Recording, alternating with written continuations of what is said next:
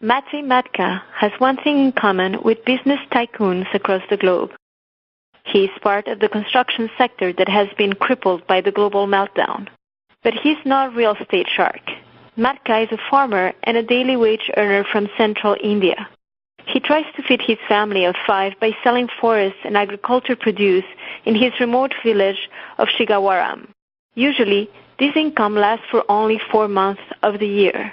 To survive the rest of the year, Matka traveled to the city to work as a casual construction worker. But lately, Matka was not able to find work in the cities nearby, and he is not alone.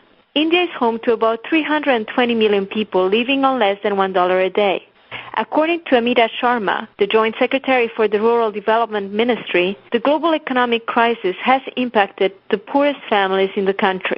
One of the very visible impacts of the economic meltdown in India has actually been return from the cities to the villages of the poor families and seeking to return to jobs that they could possibly get in their own villages. Matka and his family have found a safety net known as the National Employment Guarantee Act, or NREGA. Peter Bolt from UNDP in India explains more. NREGA is an act that came into being, that became legislation in 2005, and that guarantees 100 days of work per year to every rural household. What that means is that if you live in a rural community and you are unemployed, you can go to the local government office and apply for and being enrolled in this program. You'll be given a job card and you'll be basically put to work.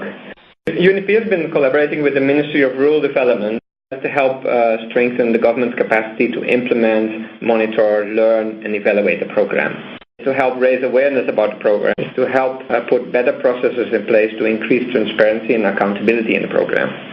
Matka receives 7,300 rupees, the equivalent of $155, from the NREGA program. With the money, he constructed a pond on his plot of land.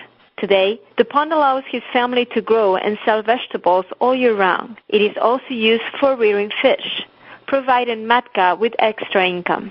Under NREGA, employment generation has seen a 3-fold increase, and the program currently exists in 600 districts around India. Sharma describes some of the positive outcomes of this program in her country.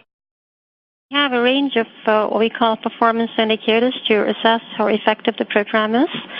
50% of the workers are women, and for a woman in India, the very poor families to have accounts in their own names, to be able to control their earnings, to be able to control their savings and invest it for themselves, that's a very huge step for them to take.